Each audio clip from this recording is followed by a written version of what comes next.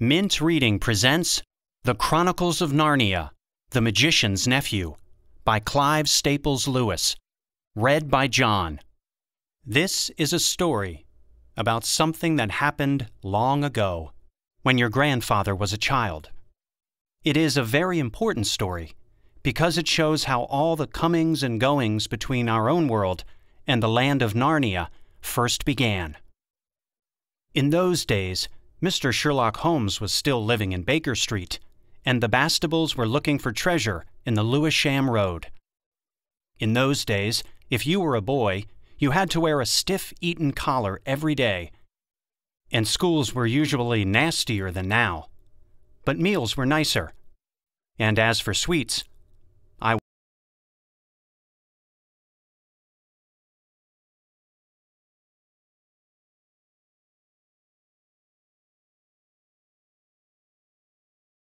won't tell you how cheap and good they were, because it would only make your mouth water in vain. And in those days,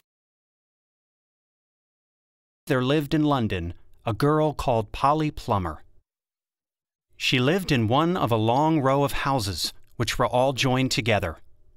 One morning, she was out in the back garden when a boy scrambled up from the garden next door and put his face over the wall.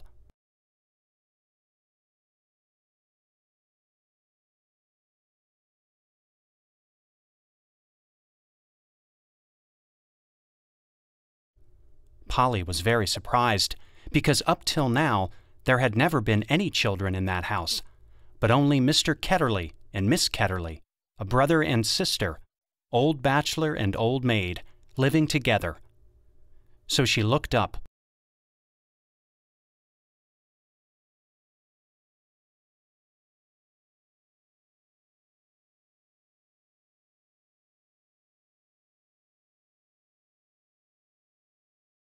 Full of curiosity. The face of the strange boy was very grubby. It could hardly have been grubbier if he had first rubbed his hands in the earth, and then had a good cry, and then dried his face with his hands. As a matter of fact, this was very nearly what he had been doing. "Hello," said Polly. "Hello," said the boy. "What's your name?" "Polly," said Polly. "What's yours?" "Diggory," said the boy. "I say, what a funny name," said Polly. "It isn't half so funny as Polly," said Diggory. "Yes, it is," said Polly. "No, it isn't," said Diggory. "At any rate, I do wash my face," said Polly, "which is what you need to do, especially after—" And then she stopped. She had been going to say, "after you've been blubbing," but she thought that wouldn't be polite. "All right, I have then," said Diggory, in a much louder voice, like a boy who was so miserable that he didn't care who knew he had been crying. "And so would you," he went on, "if you'd lived all your life in the country and had a pony and a river at the bottom of the garden, and then been brought to live in a beastly hole like this."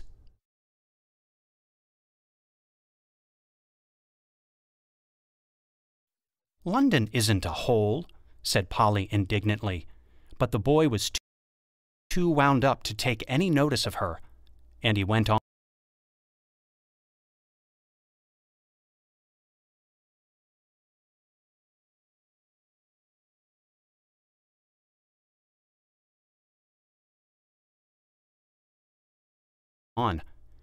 "And if your father was away in India, and you had to come and live with an aunt and an uncle who's mad, who would like that? And if the reason was that they were looking after your mother, and if your mother was ill and was going to die—" Then his face went the wrong sort of shape, as it does if you're trying to keep back your tears.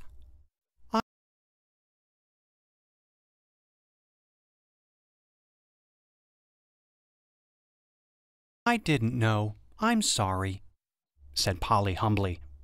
And then, because she hardly knew what to say, and also to turn Diggory's mind to cheerful subjects, she asked, "Is Mr. Ketterly really mad?" Well, either he's mad, said Diggory, or there's some other mystery. He has a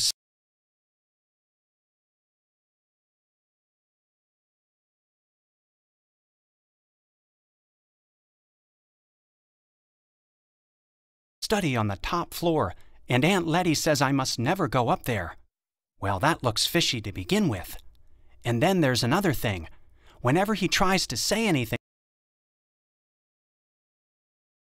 to me at mealtimes, he never even tries to talk to her. She always shuts him up. She says,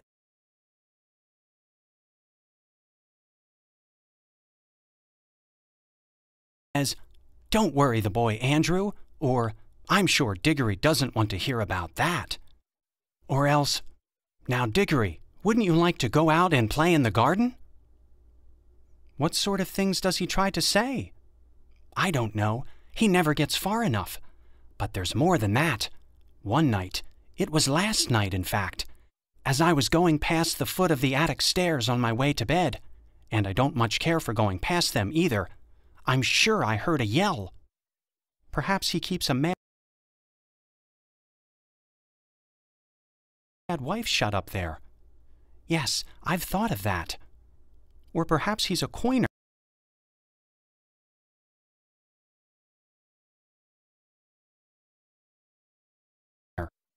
Or he might have been a pirate, like the man at the beginning of Treasure Island, and be always hiding from his old shipmates.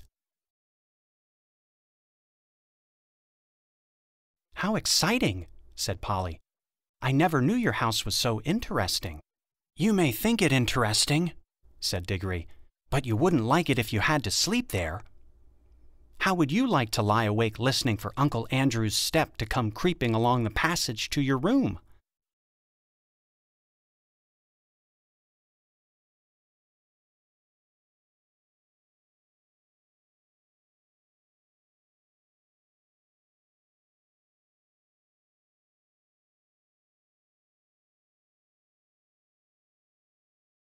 And he has such awful eyes.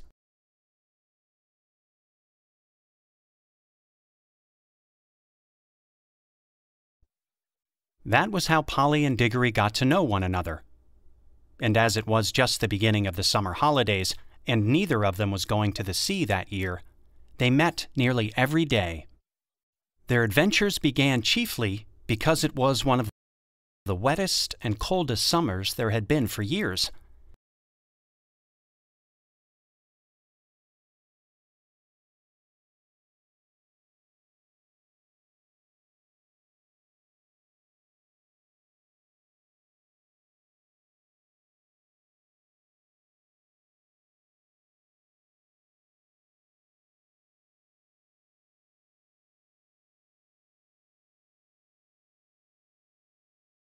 That drove them to do indoor things. You might say, indoor exploration. It is wonderful how much exploring you can do with a stump of candle in a big house, or in a row of houses.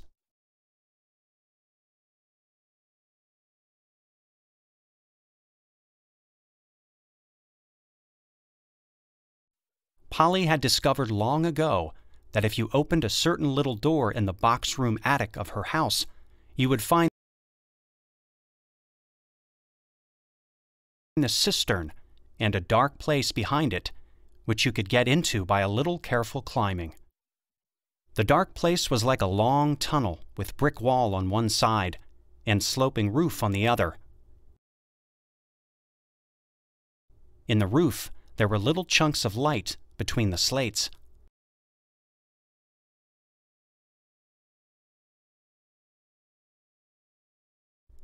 There was no floor in this tunnel. You had to step from rafter to rafter, and between them there was only plaster.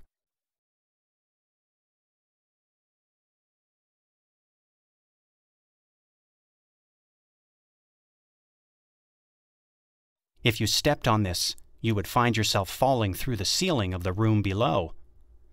Polly had used the bit of the tunnel just beside the cistern as a smuggler's cave.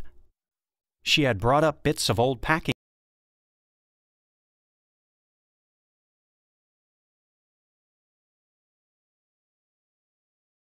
cases and the seats of broken kitchen chairs and things of that sort, and spread them across from rafter to rafter, so as to make a bit of floor. Here she kept a cash box containing various treasures, and a story she was writing, and usually a few apples. She had often drunk a quiet bottle of ginger beer in there. The old bottles made it look more like a smuggler's cave. Diggory quite liked the cave. She wouldn't let him see the story, but he was more interested in exploring. "Look here," he said. "How long does this tunnel go on for? I mean, does it stop where your house ends?" "No," said Polly. "The walls don't go out to the roof. It goes on. I don't know how far." "Then we could get the length of the whole row of houses." "So we could," said Polly. "And oh, I say!" "What?" "We could get into the other houses." "Yes, and get taken up for burglars. No thanks." "Don't be so jolly clever. I was thinking of the house beyond yours." "What about it?" "Why, it's the empty one. Daddy says it's always been empty ever since we came here." "I suppose we ought to have a look at it then," said Diggory. He was a good deal more excited than you'd have thought from the way he spoke. For of course he was thinking, just as you would have been, of all the reasons why the house might have been empty so long. So was Polly. Neither of them said the word haunted, and both felt that once the thing had been suggested, it would be feeble not to do it. "Shall we go and try it now?" said Diggory. "All right," said Polly. "Don't if you'd rather not," said Diggory.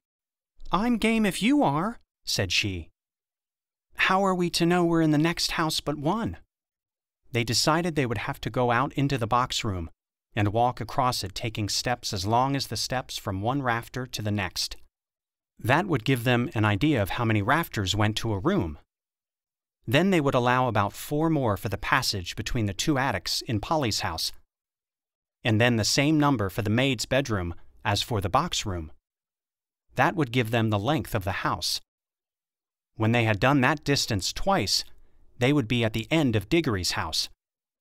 Any door they came to after that would let them into an attic of the empty house. "But I don't expect it's really empty at all," said Diggory. "What do you expect?" "I expect someone lives there in secret, only coming in and out at night with a dark lantern.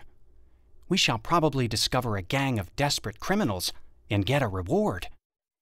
It's all rot to say a house would be empty all those years, unless there was some mystery." "Daddy thought it must be the drains," said Polly. "Pooh! Grown-ups are always thinking of uninteresting explanations," said Diggory. Now that they were talking by daylight in the attic instead of by candlelight in the smuggler's cave, it seemed much less likely that the empty house would be haunted.